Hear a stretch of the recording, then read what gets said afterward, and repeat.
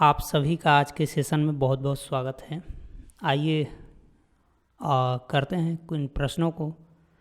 देखिए क्या दिया हुआ है। देखिए यहाँ पे एक सेट दिया है, ए इज इक्वल टू ये दिया है, बी इज इक्वल टू दिया है और सी, ये तीन सेट दिया है और आगे दिया है एक भारी भरकम सा सेट दिया हुआ है, ये वाला पूरा का पूरा है ना। और इसको पूछा है इज इक्वल टू। ध्यान रखिएगा यहाँ पे एक्चुअल में ये क्या किया है। जब आप यहाँ ऑप्शन के पास आएंगे ना तो यहाँ पे थोड़ा सा आपको एक आइडिया लेना है कि जो इसके अंदर जो ये एलिमेंट दिया हुआ है ये ऑर्डर्ड पेयर के रूप में दिया हुआ है ना, ऑर्डर्ड पेयर के रूप में। और ऑर्डर्ड पेयर कब बनता है? जब आप ये क्रॉस कार्टेशियन प्रोडक्ट निकालते हैं, क्रॉस प्रोडक्ट निकालते हैं, तभी बनता है। तो यहाँ पे चूँकि कार्टेशियन प्रोडक्ट की कोई बात नहीं हो रही है तो यहाँ तो ऑर्डर्ड पेयर बनेंगे नहीं। अब ऑर्डर्ड पेयर यही दो ऑप्शन में से कोई एक होगा, किसी एक को चेक कर लीजिए। और यहाँ पे थोड़ी सी बात आप ध्यान रखिएगा, ये एक का एलिमेंट है ये वाला है ना। तो यदि आप यहाँ आते हैं तो एक क्रॉस बनाया है, यहाँ भी एक क्रॉस बनाया है, मतलब ये तो बात तय है कि ए के साथ ही क्रॉस ले रहा है, कोई बात नहीं है। अब बस आपको विचार करना है कि इसको लेना है कि इसको लेना है, ठीक है। अब देखिए जो B यूनियन C लेगा तो ये एक बड़ा सेट हो जाएगा, यानी B से बड़ा होगा और C से भी बड़ा होगा।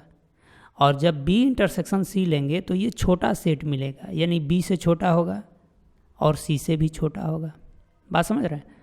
तो अगर आप यहाँ पे देखते हैं कि अगर B से छोटा सेट होगा तो क्या होगा भाई? B से छोटा सेट का मतलब है कि अब चूँकि इसमें दो एलिमेंट हैं तो दो से तो छोटा एक एलिमेंट हो सकता है, और ये C से भी छोटा तो एक ही एलिमेंट हो सकता है। इसका मतलब कि अगर एक एक एलिमेंट के साथ अगर ये क्रॉस प्रोडक्ट बनाएगा तो ये मुश्किल से 2-3 स्टेप तक चलेगा, इतना बड़ा सेट तो बनेगा नहीं। यानी कि ये तो छोटा कर दे रहा है तो ये नहीं होगा, ये वाला हो जाएगा, है ना। और बाकी आप ट्रेडिशनल वे से आप इसको समझ सकते हैं, है ना। समझना चाहें तो देखिए, अब यहाँ पे B यूनियन जब C लेंगे तो एक्चुअल में यहाँ पे आपको B यूनियन C से क्या मिलेगा? B यूनियन C से मिलेगा D, तो ठीक है, CDE, यानी कि यहाँ पे मिलेगा B union C is equal to CDE। और इसके साथ भी एक एलिमेंट जुड़ेगा, तो देखिए A C से जुड़ा है, A D से जुड़ा है और A E से जुड़ा है। ठीक उसी प्रकार B C से जुड़ा है, B D से जुड़ा है और B E से जुड़ा है। तो ये आपका आंसर हो जाएगा, है ना। अच्छा, इस प्रश्न को ज़रा देखिए, कहा है कि if P Q and R are subsets of a set A, यानी ये जो P Q R हैं ये ए के सबसेट हैं, उप समुच्चय हैं। तो पूछा है कि R क्रॉस P के ऊपर C लगा है, ये कंप्लीमेंट कर रहा है, यूनियन Q के ऊपर C लगा है, ये कंप्लीमेंट कर रहा है, इसके कंप्लीमेंट की बात कर रहा है, और पूरे का कंप्लीमेंट ये C लगा है, ठीक है।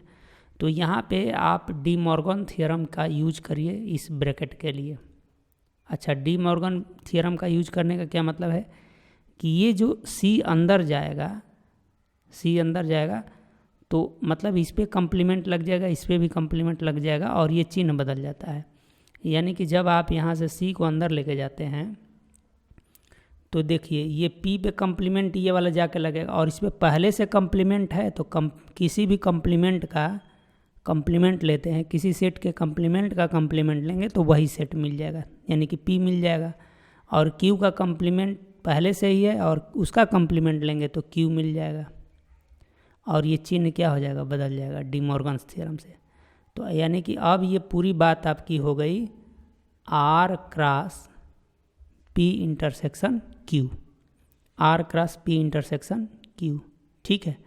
अच्छा, जब आप यहाँ आ जाइए तो वही लॉजिक लगाइए आप कि ये जो इसमें क्या होगा ना कि अच्छा यहाँ पे तो आप चाहें तो ये डायरेक्ट इसकी प्रॉपर्टी है कार्टेशियन प्रोडक्ट की, ये डिस्ट्रीब्यूटिव होता है इंटरसेक्शन पे और यूनियन पे, तो ये इंटरसेक्शन का चिन्ह रहेगा ही और ये आपका आंसर हो जाएगा, ठीक है।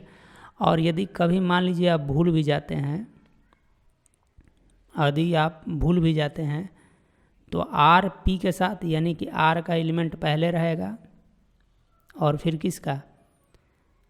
आर का एलिमेंट पहले रहेंगे और क्यू का एलिमेंट बाद में रहेगा, और इंटरसेक्शन तो आएगा। लेकिन ज़रा आप यहाँ ऑप्शन पे नज़र दौड़ाएंगे तो देखिए ज़रा इस ऑप्शन, ये वाला जो ऑप्शन है, इसमें और इसमें क्या फ़र्क है, इसमें और इसमें क्या फ़र्क है, तो आप पाएंगे कि कोई फ़र्क नहीं है ना, कोई फ़र्क नहीं है। देखिए, और अच्छा ये जो सेट की एक कंडीशन है कि आप देखिए ए इंटरसेक्शन बी लिखिए या बी इंटरसेक्शन ए लिखिए, बोलिए इनमें कोई फ़र्क होता है? नहीं होता है। तो यहाँ पे भी वही तो किया है, आप इसको ए मान लीजिए और इसको क्या मान लीजिए, बी मान लीजिए, है ना। और यहाँ पे भी आप इसको क्या मान लीजिए, ए मान लीजिए, और इसको नहीं, यहाँ पे ये वाला ए है और ये वाला क्या है, बी है, तो कम्यूटेटिव हो गया। तो ये दोनों चूँकि सही हैं, बस इधर ही तो बदला है ना। तो चलिए अगले प्रश्न पे बढ़ते हैं। मैं उम्मीद करता हूँ कि ये बात समझ में आपको आई होगी, है ना। हाँ, तो इस अगले प्रश्न को ज़रा देखिए। कहा है कि ये बहुत ही बेसिक चीज़ दिया है, in rule method the null set is represented by, यानी कि जो नल सेट है उसे रूल मेथड के हिसाब से, यानी टेबुलर फॉर्म में नहीं कह रहा है, ये कुछ रूल के हिसाब से कैसे रिप्रेजेंट करेंगे। तो टेबुलर फॉर्म में तो आप ऐसे रिप्रेजेंट करते हैं नल सेट को, यानी कि एम्प्टी सेट को जिसमें कोई एलिमेंट नहीं है, तो ये तो टेबुलर फॉर्म हो गया, तो ये वाला आपका नहीं होगा, है ना। अच्छा, यहाँ पे जो फाई आप रिप्रेजेंट कर रहे हैं, तो ये फाई तो उसका नोटेशन होता है भाई, है ना, तो उसको तो फाई में नोटेशन कहते हैं, तो ये भी नहीं होगा। हाँ, यहाँ पे देखिए ज़रा, यहाँ पे कहा है कि एक सेट दिया है x such that x is equal to x, तो यहाँ पे एक्स के वे मान लेने हैं जिसमें एक्स और एक्स आपस में बराबर हैं, तो कोई बात नहीं है, तो बहुत सारे मान लिए जा सकते हैं, 1 2 3 4 कुछ भी ले सकते हैं। तो यहाँ तो ये तो नॉन इम्पटी सेट हो जाएगा, इम्पटी सेट नहीं होगा, इसमें बहुत सारे एलिमेंट आएंगे, है ना, बहुत सारे एलिमेंट आएंगे, तो ये नहीं होगा। तो आपका जो बचा है इसका सही होना मजबूरी है। और देखिए यहाँ पे अच्छा एक चीज़ है कि जब आप रूल मेथड में इम्पटी सेट को रिप्रेजेंट करना चाहते हैं तो क्या होता है, यहाँ पे विरोधाभास होता है। कहा है कि एक्स ऐसा एलिमेंट है जो एक्स के बराबर नहीं है। बताओ ये बात सही है? कभी नहीं बात सही है। एक तरफ तो आप वैसे एलिमेंट लेने के बात कर रहे हैं कि आप एक्स लीजिए और ऐसा एक्स लीजिए जो उसी के बराबर ना हो, है ना। तो ये विरोधाभास, कंट्राडिक्शन है, और जब कंट्राडिक्शन आता है तो उसमें कोई ऐसा एलिमेंट आएगा ही नहीं। तो ये है ना, इस तरीके से आप उसको रिप्रेजेंट कर सकते हैं। चलिए ज़रा अगले प्रश्न को देखते हैं, है ना, इसी से अच्छा इसी का देखिए आप ये रिवर्स कर दिया है, कोई बात नहीं है, ठीक यही प्रश्न है, ये आपको नल सेट ही रिप्रेजेंट किया है, तो इसका आंसर क्या हो जाएगा, ये हो जाएगा, ठीक है, इम्पटी सेट। ठीक, चलिए देखते हैं कि और कुछ प्रश्न है। हाँ, ज़रा इस प्रश्न को देखिए, आपको देख के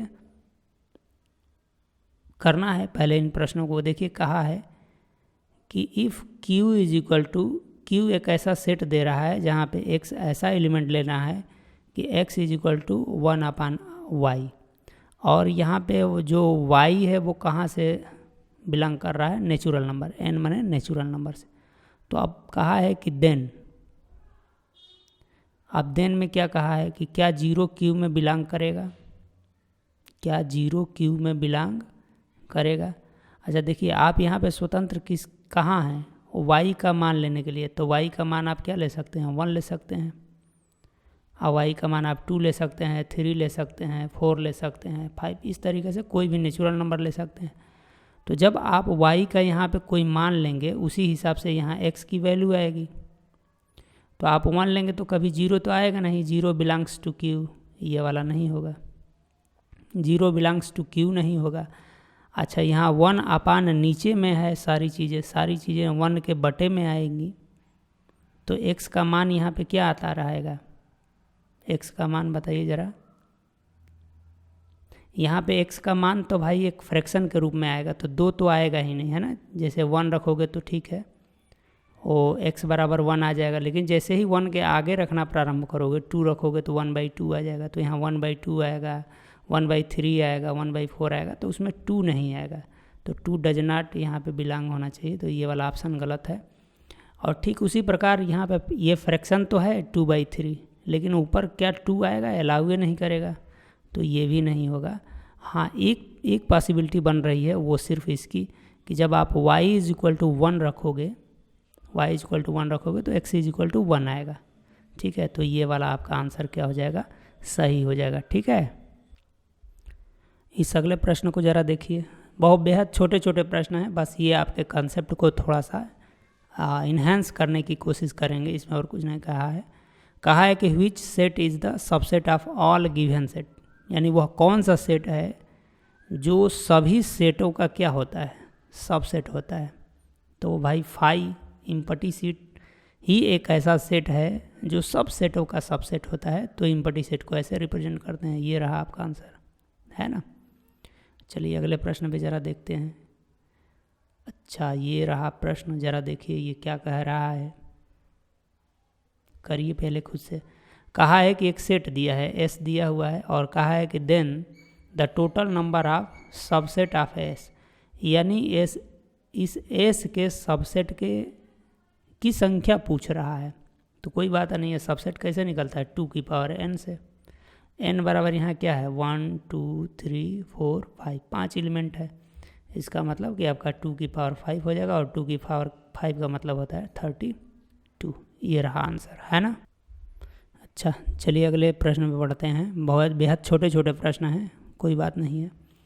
यहाँ पे भी देखिए ज़रा कुछ खास नहीं है। कहा है कि the number of non empty subset, ध्यान रखना है यहाँ पे non empty subset of the set, यानी इस सेट के ऐसे सबसेटों की बात करनी है जो नॉन इम्पटी है। और आप जानते हैं कि प्रत्येक सेट में एक इम्पटी सेट फाई भी होता है, इसको छोड़ के जितने आप इसके सबसेट लेंगे वो सब नॉन इम्पटी होंगे।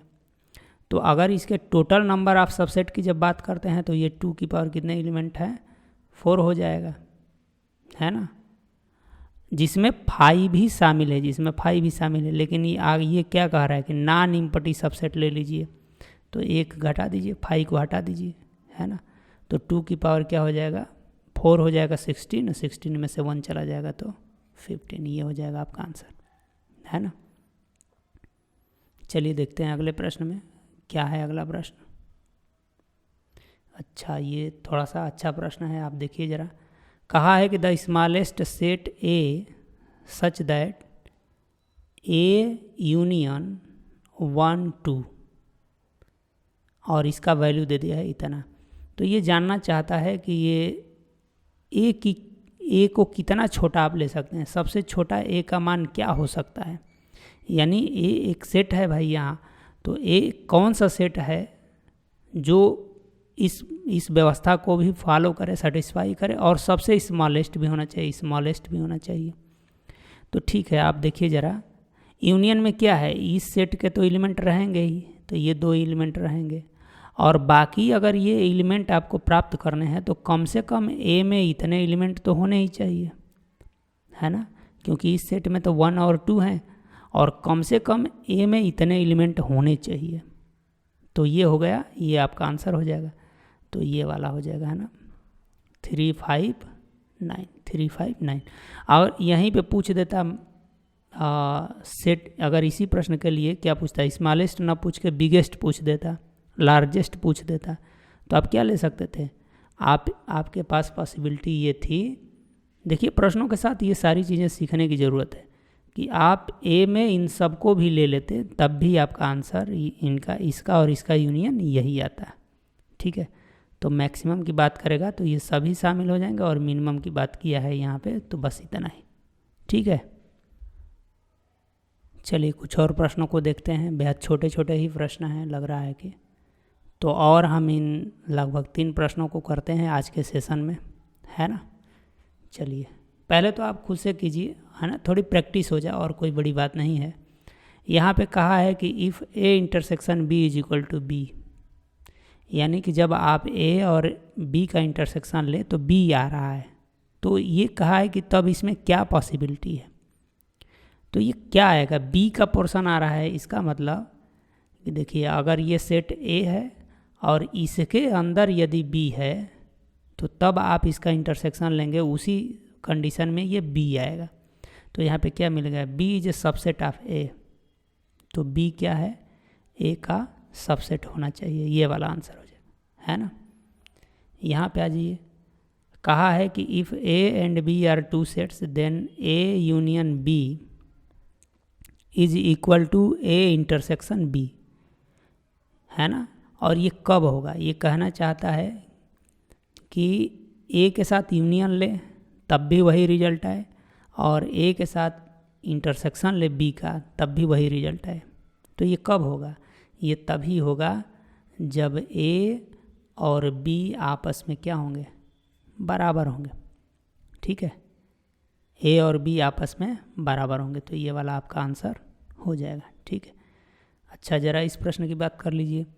कहा है कि let A and B be two sets then, कहा है कि ए और बी दो सेट हैं, तो ठीक है, इसमें से कौन सी कंडीशन फॉलो करेंगे ये लोग, है ना। ये यहाँ पे बात आपके ऊपर छोड़ दिया है।